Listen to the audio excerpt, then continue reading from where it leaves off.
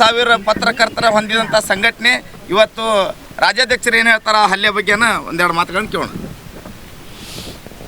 ಆತ್ಮೀಯ ಪತ್ರಕರ್ತರೇ, ಬೇಲಿಯೇ ಎದ್ದು ಹೊಲ ಮೇಯ್ದಂತೆ ಎನ್ನುವ ಪರಿಸ್ಥಿತಿ ಇವತ್ತು ಪತ್ರಕರ್ತರ ಪಾಲಿಗೆ ಇಡೀ ನಮ್ಮ ರಾಜ್ಯದಲ್ಲಿ ಆಗಿದೆ. ಯಾಕಪ್ಪ ಅಂತಂದರೆ ಇವತ್ತು ಅನ್ಯಾಯ ಅಕ್ರಮಗಳನ್ನು ಬಯಲಿಗೆಳುವಂಥದ್ದು ಒಂದು ಹಕ್ಕು ನಮ್ಮ ಪತ್ರಕರ್ತರಿಗಿದೆ. ಅದನ್ನು ಮಾಡಬಾರ್ದು ಅನ್ನೋದು ದೃಷ್ಟಿಯಿಂದ ಕೆಲ ರಾಜಕೀಯ ಮುಖಂಡರು ಏನು ಕೆಲವು ಚೇಲಗಳನ್ನ ಸಾಕಿರ್ತಾರಲ್ಲ, FC ಇರ್ಬೋದು, ಇನ್ನು ಅನೇಕ ಅನೈತಿಕ ದಂಧೆಗಳಿಗೆ ಅವ್ರಿಗೇನು ಕಳ್ಳಗಂಟು ಏನು ಬರ್ತದಲ್ಲ ಅಕ್ರಮ ದಂಧೆಯಿಂದ ದುಡ್ಡುಗಳು, ಆ ದುಡ್ಡಿಗೆ ಆಸೆಪಟ್ಟು ಇವತ್ತು ನಾವು ಏನು ಮಾಡಿದರೂ ದಕ್ಷಬೋಧನ ಲೆಕ್ಕದಲ್ಲಿ ಇವತ್ತು ಪೊಲೀಸ್ ವ್ಯವಸ್ಥೆನ ಜೊತೆಗೆ ರಾಜಕಾರಣಿಗಳನ್ನ ತಮ್ಮ ಕಪಿ ಮುಷ್ಟಿಯಲ್ಲಿ ಇಟ್ಕೊಂಡು ದಂಧೆಕೋರರು ಇವತ್ತು FC ಏನಿದೆ ಇವತ್ತು ಸಂತೆ ಇದರಲ್ಲಿ ಏನು ಕಳ್ಳ ಅಕ್ಕಿಗಳು ಏನು ಹೋಗ್ತಾ ಇದ್ದಾವೆ, ಪಡಿತರ ವ್ಯವಸ್ಥೆಗೆ ಏನು ಸಿಗಬೇಕಾದಂಥ ಬಡವ್ರ ಅಕ್ಕಿಗಳು, ಇಂಥ ಇದಕ್ಕೆ ಸರ್ಕಾರ ಕಡಿವಾಣ ಹಾಕಬೇಕಾಗಿತ್ತು. ಜೊತೆಗೆ ಪೊಲೀಸ್ ಇಲಾಖೆ ಇಂಥ ನಿರ್ದಯಿ ಇಂಥ ಗೂಂಡಗಳನ್ನ ಸರಿಯಾದ ದಿಕ್ಕಿನಲ್ಲಿ ರೌಡಿ ಶೀಟ್ ಓಪನ್ ಮಾಡಿ ಈಗಾಗಲೇ ಗಡೀಪಾರು ಮಾಡೋಂಥ ಕೆಲಸ ಇವತ್ತು ಯಶೋಧ ಮೇಡಮ್ ಅವ್ರು ಏನಿದ್ದಾರೆ ದಕ್ಷ ಅಧಿಕಾರಿ ಅಂತ ಇವತ್ತು ಅನೇಕ ನಾನು ಸ್ಟೋರಿಗಳಲ್ಲಿ ನೋಡಿದ್ದೀನಿ. ಇವತ್ತು ನಮ್ಮ ರಟ್ಟಳ್ಳಿ ಒಂದು ಮರ್ಡರ್ ಕೇಸ್ ಇರ್ಬೋದು, ಬೇರೆ ಬೇರೆ ರೋಡಲ್ಲಿ ಆ ಬ್ರಿಡ್ಜ್ ಮೇಲೆ ಬಿದ್ದಂಥ ಒಂದು ಕೊಲೆ ಒಂದಿರ್ಬೋದು, ತಕ್ಷಣ ಸ್ಪಂದಿಸಿ ಮೇಡಮ್ ಅವರು SP ಮೇಡಮ್ ಅವರು ಆ ಸ್ಪಾಟಿಗೆ ಹೋಗಿ ಆ ಒಂದು ಆರೋಪಗಳನ್ನು ಎಡೆಮುರಿ ಕಟ್ಟುವಲ್ಲಿ ಯಶಸ್ವಿಯಾಗಿದ್ದಾರೆ. ಆ ಒಂದು ವಿಚಾರಕ್ಕೆ ಮಾನ್ಯ SP ಮೇಡಮ್ ಅವರಿಗೆ ನಾನು ಹೃದಯಪೂರ್ವಕ ನಮ್ಮ ಸಂಘಟನೆಯಿಂದ ಧನ್ಯವಾದಗಳನ್ನು ತಿಳಿಸೋದ್ರ ಜೊತೆಗೆ, ಮೇಡಮ್ ಅವರೇ ನಿಮಗೆ ಕೆಲವು ಪ್ರಶ್ನೆ ಮಾಡ್ತಾಯಿದ್ದೀನಿ ನಾನು. ಇವತ್ತು ನಿಮ್ಮ ಪೊಲೀಸ್ ಒಬ್ಬ ASIಗೆ ಆ ದಂಧೆಕೋರರು ಬಟ್ಟೆ ಹರಿದು ಅಲ್ಲಿಗೆ ಹೋಗಿದ್ರು ಕೂಡ ಇವತ್ತು ಮೌನ ವಹಿಸಿದಿರಂದರೆ ಇದಕ್ಕಿಂತ ನೋವಿನ ಸಂಗತಿ, ವಿಷಾದನ ಸಂಗತಿ ಇಲ್ಲಂತ ಈ ಮೂಲಕ SP ಮೇಡಮ್ ಅವರಿಗೆ ಮನವಿ ಮಾಡ್ತಾಯಿದ್ದೀನಿ. ಕೂಡಲೇ ಆದಷ್ಟು ಶೀಘ್ರ ಈ ತಪ್ಪಿತಸ್ಥರ ವಿರುದ್ಧ ಕ್ರಮ ಕೈಗೊಂಡು, ಇಲ್ಲಿವರೆಗೆ ಇನ್ನೂ ಅವರಿಗೆ ಬೇಲಾಗಿಲ್ಲ, ನಮ್ಮವ್ರ ಮೇಲೆ ಸುಳ್ಳು ದಾಖಲೆ ಆಗಿ ಇವತ್ತು ನೋಡಿ ಇವತ್ತೇನು ನಕಲಿ ಅಂತಾರಲ್ಲ ನಮ್ಮ ಪತ್ರಕರ್ತರು ಕೆಲವರು ಬರೀತಾರೆ ನಕಲಿ ಪತ್ರಕರ್ತರು ಅಂತ.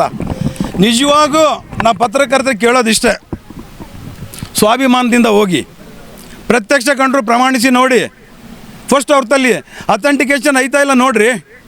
ನಕಲಿ ಅಂತ ನೀವೇ ನಮ್ಮ ಪತ್ರಕರ್ತನ ಹಾಕಿದರೆ ನಮ್ಮಲ್ಲೇ ಒಗ್ಗಟ್ಟಿಲ್ಲ ಅಂದರೆ ಹೆಂಗೆ ನಮ್ಮ ಪತ್ರಕರ್ತರಿಗೆ ರಕ್ಷಣೆ ಸಿಗ್ತತೆ ರಾಜ್ಯದಲ್ಲಿ? ಇವತ್ತು ಮುನ್ನಾ ಗೌಡಗೇರಿಯವರು ಕಳೆದ 2 ವರ್ಷದಿಂದ ನನ್ನ ಪತ್ರಿಕೆಗೆ ಜಿಲ್ಲಾ ವರದಿಗಾರರಿದ್ದಾರೆ.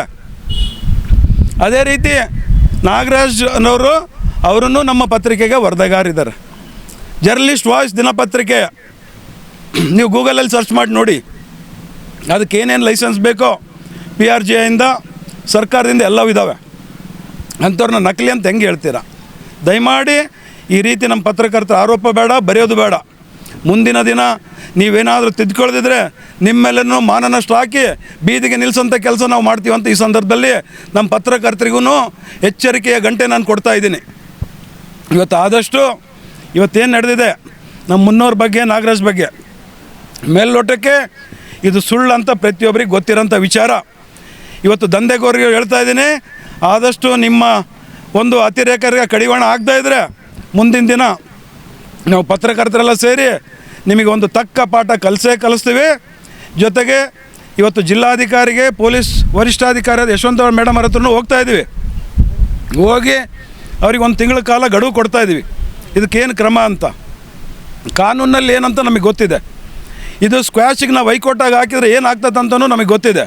ನಮ್ಮ ಪತ್ರಕರ್ತರಿಗೆ ಕಾನೂನೇನು ಹೇಳ್ಕೊಡೋದೇನು ಬೇಕಾಗಿಲ್ಲ. ದಯಮಾಡಿ ಈ ಸುಳ್ಳು ಆರೋಪ ಏನಿದೆ ಕೂಡಲೇ ನಿಷ್ಪಕ್ಷಪಾತ ತನಿಖೆ ನಡೆಸಿ ರದ್ದುಗೊಳಿಸೋಕ್ಕೇನಿದೆ ಪೊಲೀಸರು ತಮ್ಮ ಮಾನ ಉಳಿಸ್ಕೊಳ್ಳೋಕ್ಕೆ ಈ ಪ್ರಕ್ರಿಯೆಯಲ್ಲಿ ಮುಂದಾಗಬೇಕಂದ್ಬಿಟ್ಟು ಅವರಲ್ಲಿ ವಿನಂತಿ ಮಾಡ್ತಾಯಿದ್ದೀನಿ.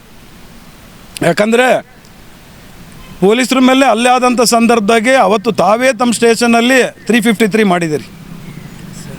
ಅಂಥ ಸಂದರ್ಭದಲ್ಲಿ ಸೋಮೋಟೋ ಮಾಡಿದರು ಅದೇ 4-3 ಜನ ಮೇಲೆ.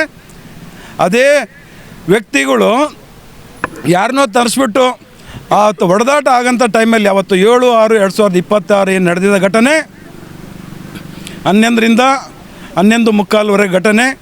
ಅಂಥ ಪ್ರಕ್ಷುಬ್ಧ ವಾತಾವರಣದಾಗೆ ಇವರು ಜಾತಿ ಎತ್ತು ಬೈಯೋಕ್ಕೆ ಸಾಧ್ಯನಾ? ಹೋಗಲಿ ಅಂತ ಹೊಡೆತ ತಿಂದಂಥ ಸಂದರ್ಭದಾಗೆ ನಾಗರಾಜವರು ಅಲ್ಲೇ ಮಾಡೋಕ್ಕೆ ಅವ್ರ ಮೇಲೆ ಆಫ್ ಮಾಡೋಕ್ಕೆ ಸಾಧ್ಯನಾ? ಇವು ಮೇಲ್ನೋಟಕ್ಕಿದ್ದಾವೆ. ಜೊತೆಗೆ ಆ FIR ನೋಡಿದೆ ನಮ್ಮ ನಾಗರಾಜ್ ವನಹಳ್ಳಿಯವ್ರು ಮಾತ್ರ ಹೋಗಿದ್ದಾರೆ ಅಂತ ತೋರಿಸಿದ್ದಾರೆ. ಪಾಪ ಎಲ್ಲಿ ನಮ್ಮ ಮುನ್ನಗೌಡಿಗೆರ ಹೆಸರು ಇಲ್ಲ, ಏನಿಲ್ಲ. ಆದರೂ ಪೊಲೀಸರು ಯಾಕೆ ಇವ್ರ ಹೆಸರು ತೊಗೊಂಡು ಎರಡನೇ ಪಾರ್ಟಿ ಸೇರಿಸಿದ್ರೆ ಗೊತ್ತಾಗ್ತಾ ಇಲ್ಲ.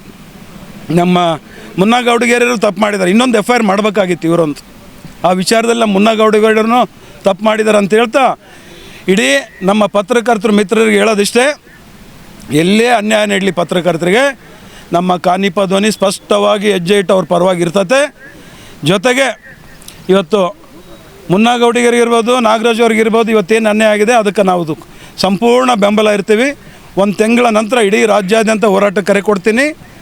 DG IGP ಸಾಹೇಬ್ರನ್ನ ಬೆಂಗಳೂರಲ್ಲಿ ಹೋಗಿ ಕಾಣ್ತೀನಿ. ಅದಕ್ಕಿಂತ ಮುಂಚಿತವಾಗಿ ನಮ್ಮ ಪಾಟೀಲ್ ಸಾರಿಗೆ, ಸಂಗನಗೌಡರಿಗೆ ಒಂದು ಜವಾಬ್ದಾರಿ ವಹಿಸ್ತಾ ಇದ್ದೀನಿ. IGP ಅವ್ರು ಏನು ಬರ್ತಾರೆ ಈ ಭಾಗಕ್ಕೆ, ದಾವಣಗೆರೆನೋ ಇಲ್ಲ ಅಂದರೆ ಧಾರವಾಡ ನೋಡಿಬಿಟ್ಟು ಅಲ್ಲಿ ಖುದ್ದ ಕಂಡುಬಿಟ್ಟು ಅಲ್ಲಿ ವರದಿ ನಂತರ ಮುಂದಿನ ಹೆಜ್ಜೆ ನಾನು ಇಡ್ತೀನಿ ಅಂತ ಹೇಳ್ತಾ, ಇವತ್ತು ಸಿದ್ದರಾಮಯ್ಯ ಸರ್ಕಾರ ಇರೋವರೆಗೆ ನಮ್ಮ ಪತ್ರಕರ್ತರಿಗೆ ಏನೂ ಮಾಡಲಿಲ್ಲ. ಬರೀ ಸಾಮಾಜಿಕ ಅಧಿಕಾರ ಅಂತ ಒಟ್ಬಿಟ್ಟು ಇಡೀ ನಮ್ಮ ಪತ್ರಕರ್ತರಿಗೆ ಅನ್ಯಾಯ ಮಾಡಿದ್ರು. ಇವತ್ತು ಮಂಗಳಮುಖಿಯರು ಮಹಿಳೆಯರಿಗೂ ಕೊಟ್ಟಂಥ ಒಂದು ಸಣ್ಣ ಮಟ್ಟದ ವ್ಯವಸ್ಥೆನೂ ನಮ್ಮ ಪತ್ರಕರ್ತರಿಗೆ ಕೊಡಲಿಲ್ಲ. ನೋಡೋಕ್ಕೆ 17 ಬಜೆಟ್ ಯಾವುದಕ್ಕೂ ಉಪಯೋಗ ಇಲ್ಲ. ಭಾಳಷ್ಟು ನೋವಾಗ್ತತೆ.